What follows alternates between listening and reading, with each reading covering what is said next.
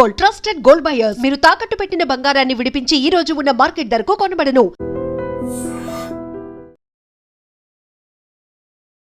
Hello views, welcome to iDream media.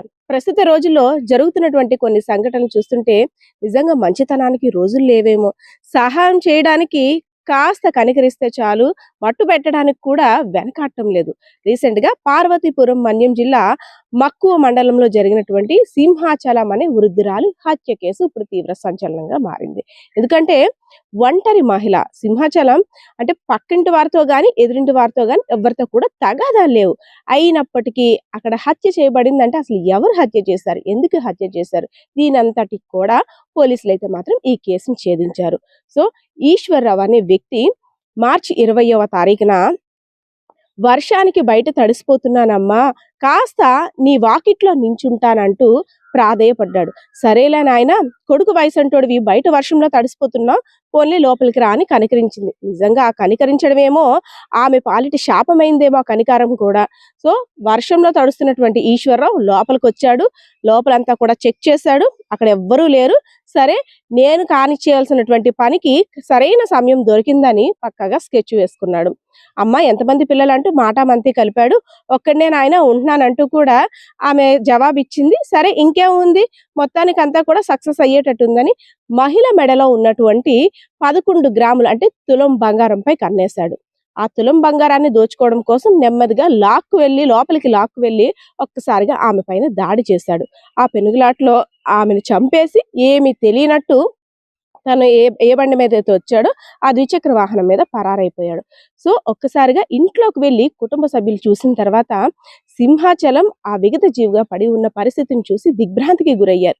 అసలు ఎవరు చంపారు, ఎందుకు చంపారు, పక్కింటి వారితో గాని ఎదురింటి వారితో గాని ఎవరితో కూడా తగాదాలు లేవు, అసలు ఎందుకు బంగారం గురించి చంపారా లేదా ఇంక ఇతరత్ర కారణాలు ఉన్నాయనంటూ పోలీసులు కూడా కంప్లైంట్ చేశారు. పోలీసులు కూడా అనుమానాస్పద మృతిగా అయితే మాత్రం కేసు నమోదు చేశారు. తర్వాత సాంకేతిక పరిజ్ఞానాన్ని ఉపయోగించి సీసీ కెమెరాలు చెక్ చేయగా ఒక ద్విచక్ర వాహనం పైన వచ్చినటువంటి ఈశ్వర్రావు అనే వ్యక్తి ఈ ఘాతకానికి పాల్పడినట్లయితే మాత్రం తెలిసింది. సో ఈశ్వర్రావుకి అంటే జల్సాలకి అలవాటు పడ్డ ఈశ్వర్రావు ఈజీ మనీని ఎర్న్ చేయడానికి, అదే విధంగా బెట్టింగ్లు అప్పులు అన్ని కూడా అయ్యగారికి ఎక్కువగా ఉన్నాయి. సో ఎలా అయినా సరే ఒంటరిగా ఉన్న మహిళల్ని టార్గెట్ చేస్తూ ఎవరైతే బంగారం వేసుకుంటున్నారో వాళ్ళ దగ్గర బంగారం దోచేయడం, ఇది ఒక హాబీగా తనైతే ఈ వృత్తిని ఎంచుకున్నాడు. సో అందులో భాగంగానే ఆ మహిళను కూడా బంగారాన్ని అంటే తులం బంగారాన్ని దోచేసుకొని ఆమెను హత్య చేసి ఏమీ తెలియనట్టు పరారయ్యాడు.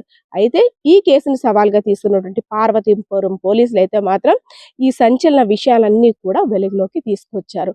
సో చంపింది ఈశ్వర్రావు అని కూడా మీడియా సమావేశంగా అయితే తెలిపారు. సో దీనికి సంబంధించిన డీటెయిల్స్ పోలీసులు కూడా తెలుపుతున్నారు. చూద్దాం. అందరికీ నమస్కారం.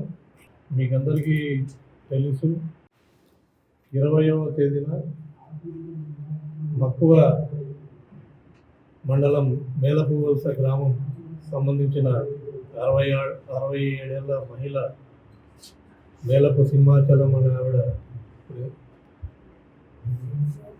ఫోటోలో చూపించిన మహిళ అనుమానాస్పద మృతి చెంది మనకి రిపోర్ట్ రావడం జరిగింది.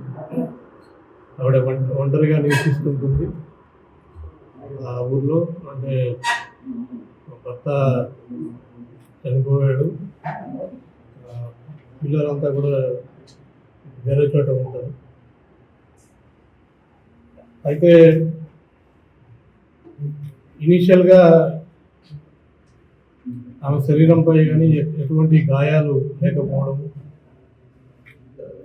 కేవలం అంటే ముక్కులో నుంచి న్యాచురల్ డెత్లో రక్తం వచ్చినట్టు, ముక్కులో నుంచి రక్తం ఒకటి తప్ప వేరే శరీరంలో ఎటువంటి గాయాలు లేకపోవడము, పైపెచ్చు ఆభరణాలన్నీ కూడా అంటే ఆవిడ ముక్కు కమ్మలు కానీ చెవి కమ్మలు కానీ అవన్నీ కూడా అలాగే ఉండడము, గాజులు ఉంగరాలు అన్నీ కూడా ఇంటాక్ట్గా ఉండడంతో కొద్దిగా అనుమానాస్పదంగా కేసు నమోదు చేయడం జరిగింది.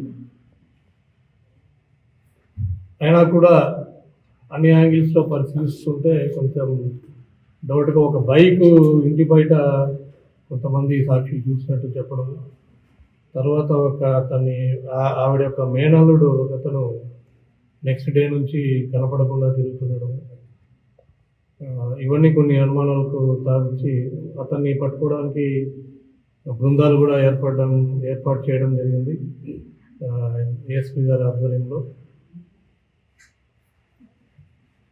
సో ముందు అతను పట్టుకుంటే ఏమన్నా తెలుస్తుందేమో అనే ఉద్దేశంతో ఈ లోపల డీటెయిల్గా పిఎంవి చేయాలనే ఉద్దేశంతో టీమ్ ఆఫ్ డాక్టర్స్తో పోస్ట్ మార్టం కూడా చేయించడం జరిగింది. ఆ పోస్ట్ మార్టం రిపోర్ట్లో లోపల కూడా ఎటువంటి బాడీలో ఇంజురీస్ లేవు, బట్ కొద్దిగా స్మాదరింగ్ చేయడం, గొంతులోకి స్మాదరింగ్ చేయడం వల్ల చనిపోయిందనే ఒక ఒపీనియన్ డీటెయిల్గా స్టడీ చేసి ఇవ్వడం జరిగింది. సో దాన్ని బేస్ చేసుకొని మనం ఆల్టరేషన్ చేసుకొని ఇతని కోసం గాలింపు చేస్తుండగా ఎదుగుతున్నారని తెలిసి ఇతను సాలూరు ప్రాంతంలో ఉండగా అతను అరెస్ట్ చేయడం జరిగింది. తన పేరు చొంగలి ఈశ్వరరావు, 44 ఏళ్ళు.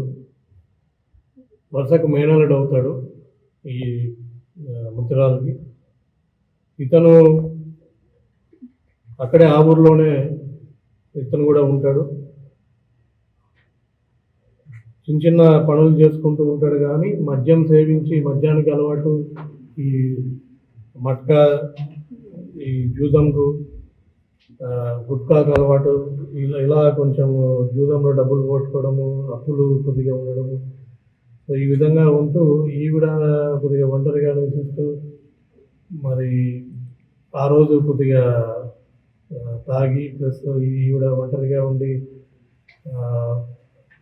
ఒక అడ్వాంటేజ్ తీసుకుని ఆవిడ సుమారుగా 8 ప్రాంతంలో ఆవిడ ఇంట్లోకి వెళ్ళి మంచం మీద కూర్చోన్నప్పుడు ఆవిడ ముక్కు నొక్కి గొంతు పట్టేసి అలాగే మంచం మీద పెట్టి ఆవిడని హత్య చేయడం జరుగుతుంది. దెన్ ఆవిడ మెడలో ఉన్న గొలుసు ఒకటి మిస్ అయిందని ముందు మనం గమనించడం జరిగింది. ఆ గొలుసుని తీసుకొని ఆ రోజు నైట్ వెళ్ళిపోయి సాలూరులో కొద్దిగా తాకట్టు పెట్టి కొద్దిగా వేరే బంగారం తీసుకొని మళ్ళీ నెక్స్ట్ డే మార్నింగ్ వచ్చి అంటే మార్నింగ్ వేరే పాలేసే ఆమె చూస్తుంది అన్నమాట. ఇట్లా ఈవిడ చనిపోయిందని తెలిసి న్యూస్ అంతా బయటకు వస్తుంది. ఇతనే స్వయంగా వీళ్ళ ఫ్యామిలీ మెంబర్స్ కూడా ఫోన్లు చేసి ఇట్లా చనిపోయిందని చెప్పడం జరుగుతుంది. ఆ శవం దగ్గర అందరూ చూస్తుండగా ఇతను కూడా కొద్దిసేపు అక్కడ ఉండి మెల్లిగా అనుమానిస్తారు, కొద్దిగా తెలుసుకుంటారనే భయంతో అక్కడ నుంచి వెళ్ళిపోయి ఈ ఒరిస్సా ప్రాంతంలో, ఛత్తీస్గఢ్ ప్రాంతంలో ఇతను తిరుగుతున్నాడు. మేము వారం రోజుల నుంచి కూడా ఇతన్ని బృందాలు ఏర్పడి ఇతని కోసం గాలిస్తున్నాం. తర్వాత ఇది మా మర్డర్ కేసు కింద కన్వర్ట్ అయ్యి ఇవన్నీ తెలుసుకొని మళ్ళీ ఇతను కాంటాక్ట్ లెక్క రావాలని చూస్తున్న క్రమంలో ఇతన్ని ఇవాళ అరెస్ట్ చేయడం జరిగింది. ఇతని దగ్గర నుంచి గొలుసు కూడా రికవరీ చేయడం జరిగింది. సో దీన్ని ముందు నుంచి కూడా అది అనుమానాస్పద బుద్ధిగా అనేది క్యాజువల్గా తీసుకోకుండా క్లోజ్గా మేము మానిటరింగ్ చేస్తూ ఉన్నాం. ఈ బృందాలు కూడా ఇతని కోసం 3 ఎస్ఐలు టీమ్స్ ఆధ్వర్యంలో సిఐ గారు కంటిన్యూగా పర్సూ చేస్తూ ఇతన్ని పట్టుకొని ఈ గోల్డ్ కూడా కొంత సాలూరు, కొంత ఒరిస్సాలో తాకట్టు పెట్టామంతా కూడా రికవరీ చేసి వాళ్ళని పట్టుకొని ఇవాళ రిమాండ్ అరెస్ట్ చూపిస్తున్నాం. మేజిస్ట్రేట్ ముందు ప్రొడ్యూస్ చేస్తాం. కన్విక్షన్ అయ్యే విధంగా ఇన్షూర్ చేసుకుంటాం. ఈ కేసుని ఛేదించినందుకు entire CI and teams, SI teams ఏవైతే ఉన్నాయో, అలాగే క్లూస్ టీమ్ కూడా ఫింగర్ ప్రింట్స్ డిటెక్షన్ చేయడం జరిగింది. డాగ్ స్వాడ్ కూడా కొద్దిగా క్లూస్ ఇవ్వడం జరిగింది. సో అన్ని బృందాలకు కూడా ప్రత్యేకంగా అభినందిస్తున్నాం. Thank you.